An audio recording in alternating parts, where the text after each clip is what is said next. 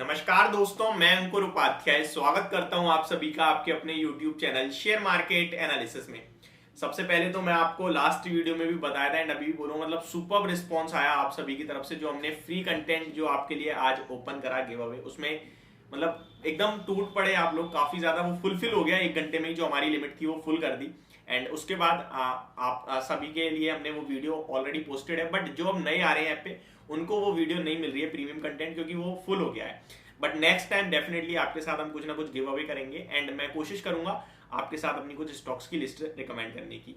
And जो हमने एक अपने कोर्स में 5 स्टॉक्स की अगले 1 साल के लिए पोर्टफोलियो स्टॉक्स डिलीवर करे हैं, वो बहुत पसंद आ रहे हैं लोगों को लिटरली। एंड सबसे अच्छा उसका प्राइस लग रहा है जो मैंने 199 रखा है। इनफैक्ट पहले हमारे कोर्स में था, वो हमने क्या करा, कोर्स में तो रखा ही रखा बट अलग से लॉन्च कर दिया, ताकि केवल कोई अगर स्टॉक्स की रिकमेंडेशन चाहता है अगले 1 साल के लिए पोर्टफोलियो बनाना चाहता है तो वो स्टॉक की वीडियो देख सके केवल। अगर आप भी इंटरेस्टेड होंगे तो लिंक मैं आपको डिस्क्रिप्शन में दे दूंगा, आप देख सकते हैं। टॉप 5 स्टॉक्स के नाम से मैं आपके साथ शेयर कर दूंगा। यहाँ पे आईटी स्टॉक्स के लिए थोड़ी सी कहीं ना कहीं प्रॉब्लम होते हुए दिख रही है मुझे। क्यों दिख रही है, क्या रीजन है, उसका लॉजिक देता हूं। सबसे पहले आपको मैं डाउ जोन्स का अमेरिका के बाजार का अपडेट देना चाहूंगा।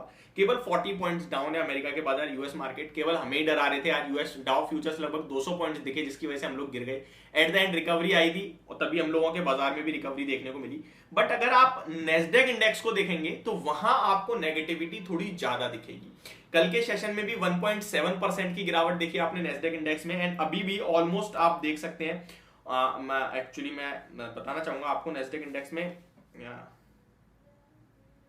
जी हाँ, तो यहाँ पे अगर आप देखेंगे ना तो आपको देखने को मिलेगा क्लियरली अभी भी जो है गिरावट बढ़ती हुई दिख रही है नेस्डेक में। ऑलमोस्ट अभी 1.5% की गिरावट आपको देखने को मिल रही है करंटली। तो गिरावट जो कंटिन्यू यहाँ पे बढ़ती हुई दिख रही है, लगभग अभी 1.22% की गिरावट है। एक्चुअली वो ऊपर नीचे हो गए इंडाइसेस, तो मेरे को दिख नहीं रहे थे। अभी थोड़ी देर पहले मैंने देखा था 1.4% डाउन था नेस्डेक, बट अभी 1.2% डाउन है।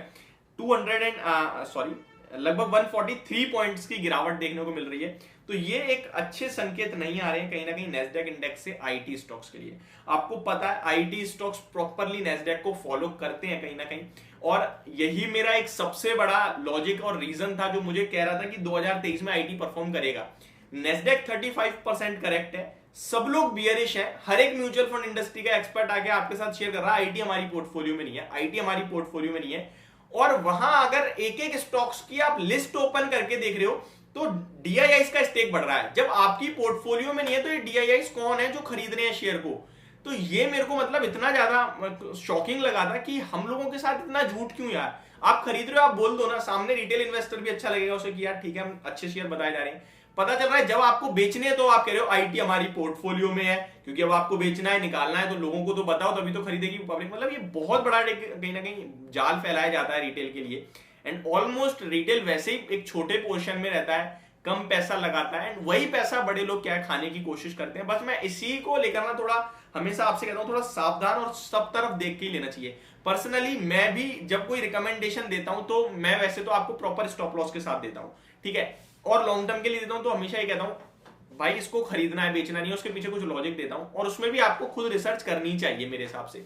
मेरे से आप उतने इन्फ्लुएंस नहीं होंगे, लेकिन बड़ा लोग कोई बड़े इन्वेस्टर कोई एचएनआई टीवी पे आके आपके सामने बोले ना कि आईटी में हमारा सबसे ज्यादा भरोसा है। मुझे अच्छे से याद है 650 रुपए पे जब विप्रो था तो 2022 की स्टार्टिंग में म्यूचुअल फंड इंडस्ट्री इतनी बुलिश थी कि भाई ये तो 1000 रुपए का हो जाएगा। मुझे अच्छे से याद है सबसे ज्यादा विप्रो पे बुलिश थे, उसके बाद उन्हें इन्फोसिस पसंद आ रहा था, टीसीएस इन्फोसिस।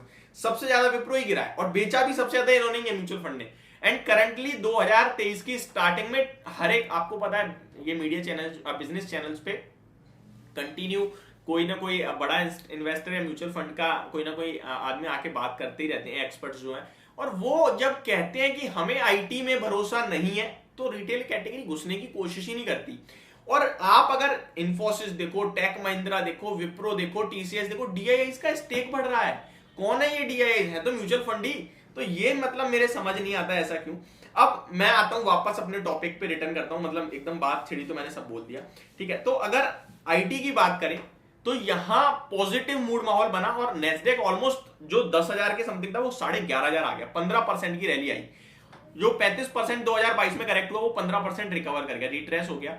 अब मुझे रिसेशन, अब मुझे स्लो डाउन, सबकी टेंशन दोबारा हो रही है भाई, ठीक है। जब सब लोग बियरिश थे, मैंने कहा मैं बियरिश नहीं हूँ, स्लो डाउन रिसेशन छोड़ो यार, मार्केट पहले ही रिएक्ट करेगी अगर वापस ग्रोथ आई होगी। तो रिएक्ट दिया 15-20%, सब स्टॉक्स भी भागे हैं। 3000 वाला 3500-3600 हो गया है टीसीएस, 1400 वाला 1650 हो गया है इन्फोसिस, 1000 950 वाला 1150 आपका एचसीएल टेक हो गया। विप्रो में कोई रिकवरी नहीं आई, 380 से 412-400 तक ही आया। टेक महिंद्रा 900 वाला आपके लिए फिर से 1150 होता हुआ दिखा। तो मतलब बढ़िया बना मूड माहौल, ठीक है। तो अभी यहाँ पे फ्रेश एंट्री लेनी चाहिए क्या? नहीं लेनी चाहिए। लॉन्ग टर्म निवेश कर रखा है भाई मैंने, मैं क्या करूं, बने रहूं। लॉन्ग टर्म है ना, 3 साल का रख सकते हो ना, कितनी बार गिरेगा तो क्या मैं हर बार यह कहूंगा बेचो? नहीं, रखना है, नहीं सुननी किसी की भी कि बेच दो।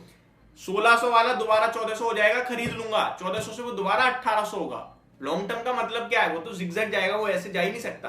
तो लॉन्ग टर्म में तो मुझे डालना है। आपका व्यू 3 महीने, 2 महीने, 1 महीने का है। Book your profits, book your parcel profit, trail your SL. Simple सा लॉजिक है, इससे ज्यादा कुछ नहीं कहूंगा। मंडे के लिए थोड़ा नेगेटिव संकेत आ रहा है, इनकेस पॉजिटिव भी हो जाता है तो आपको थोड़ा सा निकलना चाहिए। अब आप ऑलमोस्ट सोचो तो बड़ी तेजी बन चुकी है और नीचे आएगा फिर खरीदना है। लॉन्ग टर्म के लिए सुपर बुलिश बैठा हूं मैं, मेरे को कोई दिक्कत नहीं है।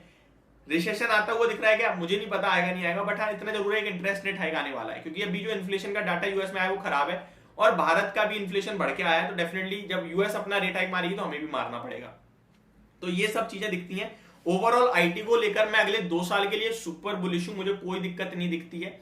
एंड सेकंड थिंग, आईटी ऐसे स्टॉक है जिन्हें आप कभी भी अपनी पोर्टफोलियो में ऐड कर सकते हो, बट ऐसा मत करना कि केवल आईटी हो जाए। सिंपल सी बात है, पोर्टफोलियो मैनेजमेंट इज मस्ट है। इसीलिए इक्विटी जो फंडामेंटल्स ऑफ इक्विटी मार्केट वाला कोर्स है ना, उसमें हमने पोर्टफोलियो मैनेजमेंट भी बताया कि कितने शेयर्स होने चाहिए एक पोर्टफोलियो में, किस रेशो में होने चाहिए, कैसे एवरेज करें। एंड एवरेजिंग को लेकर ना मैंने शॉर्ट में बात करी है, मैं एक डिटेल में वीडियो बनाऊंगा एवरेजिंग को लेकर और मैं फ्री कंटेंट के रूप में डाल दूंगा अपने जो एप्लीकेशन है। ये मैं सोच रहा हूं, अभी एक साथ आया तो मैं डेफिनेटली करूंगा इसको, अगर आप लोगों के कमेंट्स आए तो ये अभी मेरा व्यू है। होप आपको वीडियो समझ पसंद दोनों आई होगी। Thank you so much for watching this video. Good night guys.